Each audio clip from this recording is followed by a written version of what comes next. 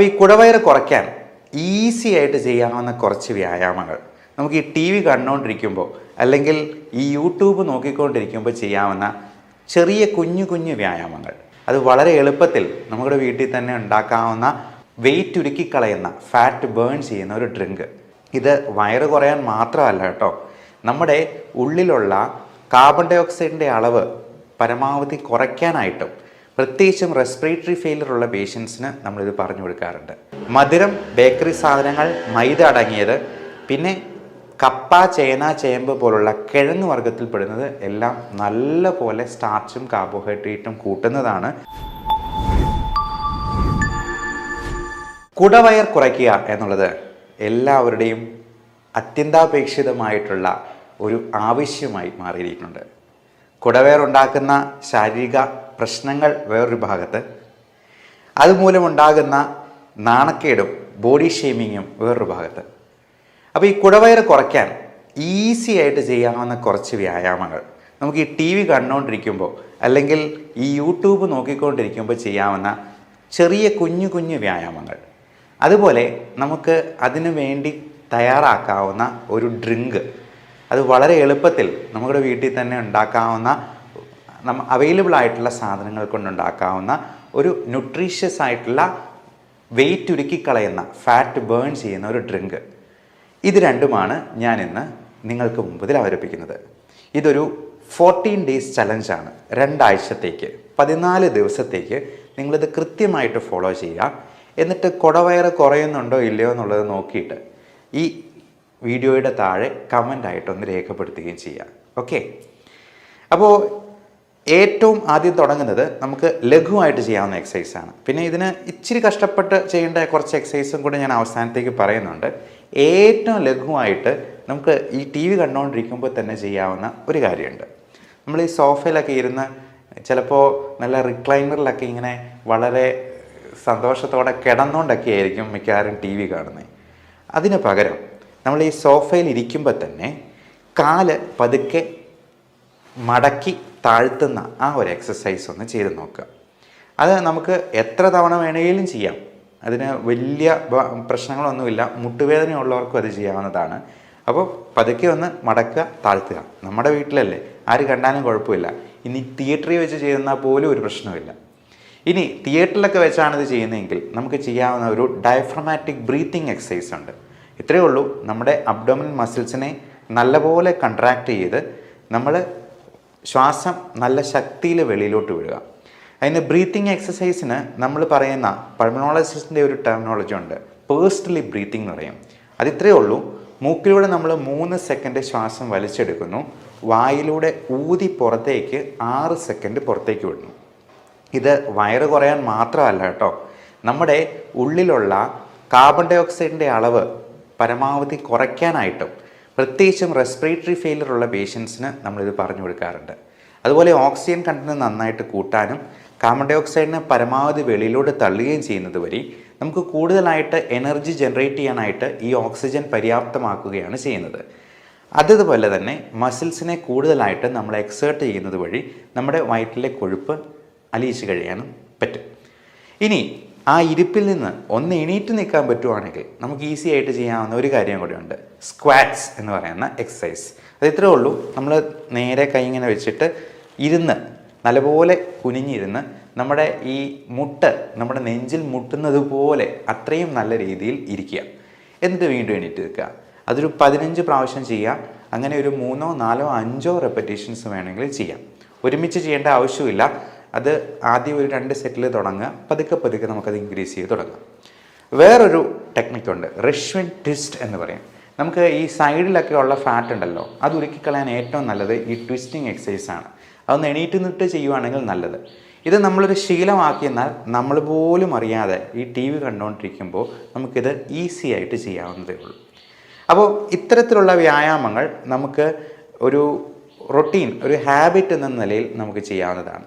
പിന്നെ ആദ്യമേ തന്നെ ചെയ്യാവുന്ന ഒരു കാര്യം, നമ്മൾ ഈ സോഫയും സംഗതികളൊക്കെ മാറ്റിയിട്ട് എക്സസൈസ് മെഷീനോ ട്രെഡ്മില്ലോ സൈക്കിളോ ഒക്കെ വേണമെങ്കിൽ ടി വിയുടെ മുമ്പിലോട്ട് സ്ഥാപിക്കാം കേട്ടോ. അത് നമുക്ക് മൊബൈലാണെങ്കിലും ഒരു ഒരു സ്റ്റാൻഡ് വെച്ചിട്ട് അതിൽ നോക്കിക്കൊണ്ട് എക്സസൈസ് ചെയ്യാൻ പാകത്തിന് ഒരുക്കി വയ്ക്കാവുന്നതുമാണ്. ഇനി ഇതിന് നമുക്ക് ലഘുവായിട്ട് പ്രിപ്പയർ ചെയ്യാവുന്ന ഒരു ഹെൽത്ത് ഡ്രിങ്കിനെ കുറിച്ച് നമുക്ക് പറയാം. നമ്മുടെ ഓരോരുത്തരുടെയും ബോഡി ഷേപ്പ് തന്നെ പലതരത്തിലാണ് ഈ ഫാറ്റ് നടുവിലായിട്ട് ഡെപ്പോസിറ്റ് ചെയ്യുന്നത്. ചിലർക്ക് ആപ്പിൾ ഷേപ്പിലായിരിക്കും, പുക്കളുടെ മുകൾ ഭാഗത്തായിരിക്കും ഏറ്റവും കൂടുതൽ ഫാറ്റ് ഡെപ്പോസിറ്റ് ചെയ്യുക. ചിലർക്ക് പിയർ ഷേപ്പ് എന്ന് പറയും, അതായത് പുക്കളുടെ താഴ്ഭാഗത്തായിരിക്കും. അതുപോലെ പലതരത്തിലുള്ള ബോഡി ടൈപ്സ് ഉണ്ട്, എക്ടോമോർഫ്, എൻഡോമോർഫ് എന്നൊക്കെ പറഞ്ഞിട്ട്. അപ്പോൾ നമ്മൾ ഭക്ഷണം കഴിക്കുമ്പോൾ പ്രത്യേകമായിട്ട് ശ്രദ്ധിക്കേണ്ട ഒരു കാര്യം, നമ്മൾ സമയമെടുത്ത് ചൂ ചെയ്ത് കഴിക്കുക എന്നുള്ളതാണ്. നല്ലപോലെ ചവച്ച് ഓരോ ഉരുളയും ആസ്വദിച്ച് കഴിക്കുക എന്നുള്ളതാണ്. മൈൻഡ്ഫുൾ ഈറ്റിംഗ് എന്ന് പറയുന്നൊരു ടേം തന്നെ ന്യൂറോ സൈക്യാട്രിയിലുണ്ട്. മൈൻഡ്ഫുൾനെസ് എന്ന് പറയുന്നത് നമ്മുടെ ഓരോ മൊമെൻറ്റും നല്ലപോലെ എൻജോയ് ചെയ്ത് അതിനെ മനസ്സ് മുഴുവൻ എടുത്ത് എൻജോയ് ചെയ്യുക, ആസ്വദിക്കുക എന്നുള്ളതാണ് ഉദ്ദേശിക്കുന്നത്. നമ്മൾ ഭക്ഷണം കഴിക്കുമ്പോൾ തിരക്കിട്ട് എന്തെങ്കിലും വാരി വലിച്ച് കഴിച്ച് വയറ് ഫുള്ളാക്കി, അത് മിക്കവാറും പൊറോട്ട പോലത്തെ എന്തെങ്കിലും ഫിക്സഡ് ഡെപ്പോസിറ്റ് പോലെ അടിച്ച് കയറ്റാവുന്ന എന്തെങ്കിലും സാധനമായിരിക്കും ഇടുക. അതങ്ങ് ഒഴിവാക്കുക. പകരം സമയമെടുത്ത് കഴിക്കാനായിട്ട് നോക്കുക. പിന്നെ വെള്ളം ധാരാളം കുടിക്കുക. ഓരോ പ്രാവശ്യവും ഭക്ഷണം കഴിക്കുന്നതിന് മുമ്പ് 2-3 ഗ്ലാസ് വെള്ളം കുടിച്ചെന്നാൽ നമുക്ക് അത്ര തന്നെ കാർബോഹൈഡ്രേറ്റിൻ്റെ അളവ് കുറയ്ക്കാൻ പറ്റും. പോരാത്തതിന് നമുക്ക് ഈ കാർബോഹൈഡ്രേറ്റിനെ പ്രോട്ടീൻ വെച്ചിട്ട് റീപ്ലേസ് ചെയ്യാനായിട്ട് പറ്റും. അതായത് എഗ് ഡയറ്റ്, നമുക്ക് മുട്ട കഴിക്കുന്നത്, മുട്ടയുടെ വെള്ള മാത്രം കഴിച്ചാൽ മതിയാവും. അത് നല്ലപോലെ ഫില്ലിംഗ് ആയിട്ടുള്ള ഒരു ഭക്ഷണമാണ്.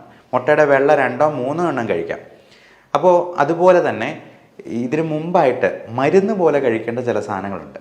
അതായത് 3 ഗ്ലാസ് വെള്ളത്തിനോടൊപ്പം ഒന്നെങ്കിൽ ഒരു കുക്കുംബർ, അല്ലെങ്കിൽ ഒരു ക്യാരറ്റ്, ബീട്രൂട്ട്, അധികം മധുരമില്ലാത്ത പഴങ്ങളായിട്ടുള്ള പേരയ്ക്ക, അങ്ങനെ എന്തെങ്കിലും വെച്ചിട്ടൊരു സാലഡ് നമുക്ക് ആദ്യമേ തന്നെ കഴിച്ച് വയറ് പകുതി ഫില്ലാക്കിയതിന് ശേഷം, അപ്പോൾ ഇതിന് വലിയ ടേസ്റ്റ് ഒന്നും ഇല്ലാത്തതുകൊണ്ടാണ് ഞാൻ പറഞ്ഞത് മരുന്ന് പോലെ കഴിക്കണമെന്ന്. നമ്മൾ ഗുളികയൊക്കെ കഴിക്കുന്നത് ഇഷ്ടമുണ്ടായിട്ടല്ലല്ലോ, ടേസ്റ്റും ഇല്ല. അപ്പോൾ അതുപോലെ തന്നെ കഴിക്കേണ്ട കുറച്ച് സാധനങ്ങളാണ് ഈ സാലഡ്. പിന്നെ നമുക്ക് അധികം കാലറി ഇല്ലാത്ത സാധനങ്ങൾ വെച്ചിട്ട് ടേസ്റ്റി ആയിട്ടുള്ള ഭക്ഷണ സാധനങ്ങൾ ഉണ്ടാക്കാം. അങ്ങനെയുള്ള കാര്യങ്ങളും ഡയറ്റും ഞാൻ മുമ്പ് പറഞ്ഞിട്ടുള്ളതാണ്. അപ്പോൾ അതുപോലുള്ള ഭക്ഷണ സാധനങ്ങൾ വെച്ച് ആദ്യമേ സാലഡ് നല്ലപോലെ കഴിച്ച് ചോറ് ഒരല്പം മാത്രം കഴിക്കുക എന്നുള്ളതാണ് ഏറ്റവും നല്ലത്. നമ്മളൊക്കെ അരിക്കുട്ടന്മാരും അരിക്കുട്ടിമാരുമാണെന്ന് പറയും. അപ്പോൾ ഈ അരിയാഹാരമാണ് നമുക്ക് വണ്ണം കൂട്ടാനായിട്ട് പ്രധാനപ്പെട്ട കാരണം. മധുരം, ബേക്കറി സാധനങ്ങൾ, മൈദ അടങ്ങിയത്, പിന്നെ കപ്പ, ചേന, ചേമ്പ് പോലുള്ള കിഴങ്ങ് വർഗ്ഗത്തിൽപ്പെടുന്നത് എല്ലാം നല്ല പോലെ സ്റ്റാർച്ചും കാർബോഹൈഡ്രേറ്റും കൂട്ടുന്നതാണ്. അത് വയറ് കൂടാൻ വലിയൊരു കാരണമാണ്. അപ്പം അത് പൂർണ്ണമായിട്ട് ഒഴിവാക്കുക. കപ്പയ്ക്ക് പകരം ചക്കയാക്കാം. ചക്ക മരത്തിൽ വളരുന്നൊരു ഫ്രൂട്ടാണ് എന്നുള്ളത് കൊണ്ട് അതിൽ നല്ല ഫൈബർ കണ്ടന്റ് ഉണ്ട്. ഇനി നമുക്ക് ഹെൽത്ത് ഡ്രിങ്കിലോട്ട് വരാം. സെലറി ഇല എന്ന് പറയുന്നത് നമുക്ക് വെജിറ്റബിൾ ഷോപ്പിലൊക്കെ കിട്ടുന്നതാണ്. ഇഞ്ചി, കറുവപ്പട്ട പൊടിച്ചത്. 4ാമത്തെ ഇൻഗ്രീഡിയൻറ്റ് ശകലം ഒരു ഉപ്പ്, അല്പം ആപ്പിൾ സിഡർ വിനേഗർ. ഏറ്റവും പ്രധാനപ്പെട്ട ഒരു സംഗതിയാണ് വെർജിൻ കോക്കനട്ട് ഓയിൽ, ചക്കിലാട്ടിയ പ്യുവറായിട്ടുള്ള കോക്കനട്ട് ഓയിൽ, വെളിച്ചെണ്ണ. അപ്പോൾ ഇത്രയും നമുക്ക് ആവശ്യത്തിനെടുക്കാം. ഓരോന്നിൻ്റെയും അളവ് നമുക്ക് തന്നെ ഏകദേശം നിശ്ചയിക്കാം. ഇഞ്ചി ഒത്തിരി എടുത്തിട്ടുണ്ടെങ്കിൽ അതിൻ്റെ ഒരു ചവർപ്പുണ്ടാവും. അതുപോലെ ഈ ഇലയാണെന്നുണ്ടെങ്കിലും നമ്മൾ അതിന് പറയുന്ന സെലറി ഇല എന്നാണ്, അത് പ്രത്യേകം ചോദിച്ചു വാങ്ങിക്കുക. അപ്പോൾ ഇത്രയും സാധനങ്ങളെടുത്ത് നമുക്ക് മിക്സിയിലിട്ട് അടിക്കുക. അടിച്ചതിന് ശേഷം ഈ അതിൽ ആപ്പിൾ സിഡർ വിനെഗറും ഗ്രീൻ ടീ നമുക്ക് അല്ലാതെ തന്നെ പ്രിപ്പയർ ചെയ്ത് വെക്കുന്നത് ഉണ്ടാകാം. അപ്പം അതിൽ ആവശ്യത്തിന് വെള്ളവും ചേർത്ത്, ആവശ്യത്തിന് വെർജിൻ കോക്കനട്ട് ഓയിലും, ആവശ്യത്തിന് ഉപ്പും, ഒരു നുള്ളുപ്പും മതിയാവും. ഇത്രയും മിക്സിയിലിട്ട് അടിക്കുക. എന്നിട്ട് അരിച്ചിട്ട് നമുക്ക് അതിൻ്റെ ടേസ്റ്റിന് വേണമെങ്കിൽ ഷുഗർ ഫ്രീ ആഡ് ചെയ്യാം. ഷുഗർ ആയിട്ട് ആഡ് ചെയ്യാൻ പാടില്ല.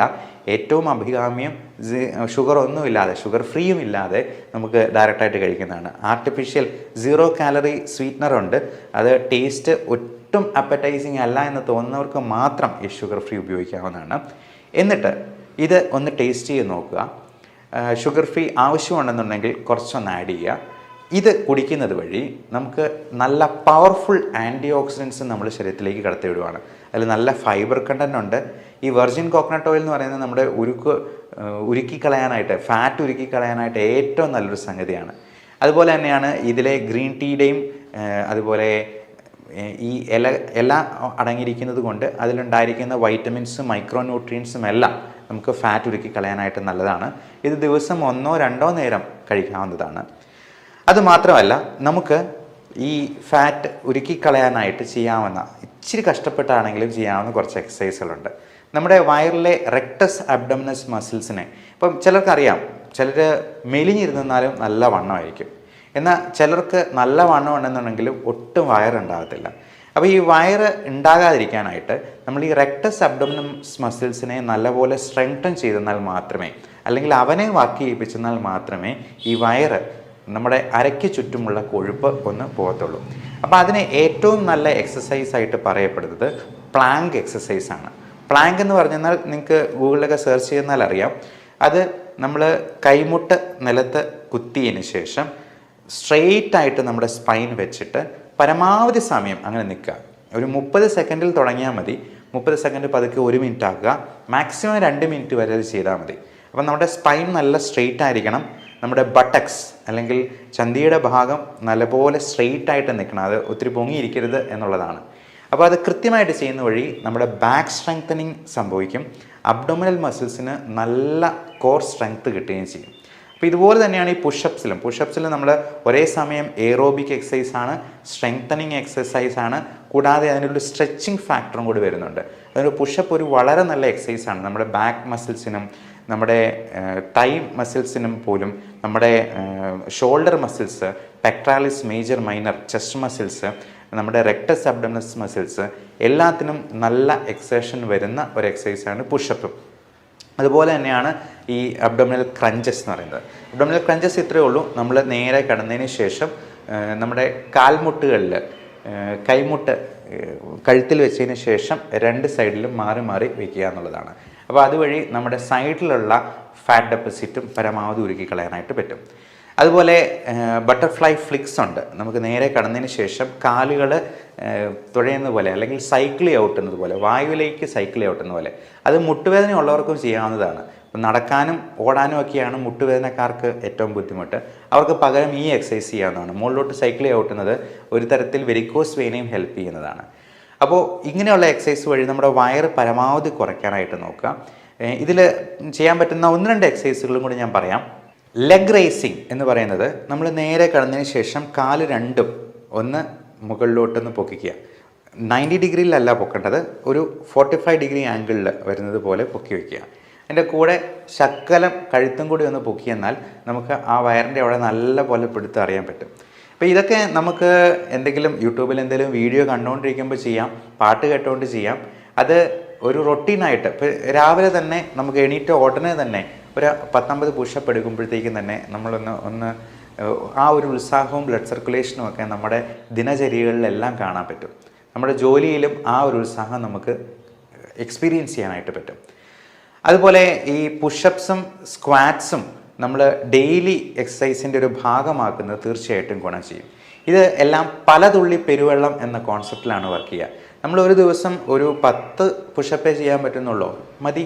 ആ 10 എണ്ണം ഒരു വർഷം ആകുമ്പോഴത്തേക്കും എത്ര പുഷപ്പായി എന്ന് നമുക്ക് കാൽക്കുലേറ്റ് ചെയ്ത് നോക്കാവുന്നതേ ഉള്ളൂ. അപ്പം അത്രയും പുഷപ്പ് നമുക്ക് കിട്ടുന്നുണ്ടെങ്കിൽ അതുകൊണ്ട് തന്നെ വയറ് കുറഞ്ഞില്ലെങ്കിൽ പോലും കൂടാതെ നോക്കാമല്ലോ എന്നുള്ളതാണ് നമ്മളത് നോക്കേണ്ടത്. അപ്പോൾ എപ്പോഴും ഈ കോൺസെപ്റ്റ് ഓർക്കുക, പലതുള്ളി പെരുവെള്ളം.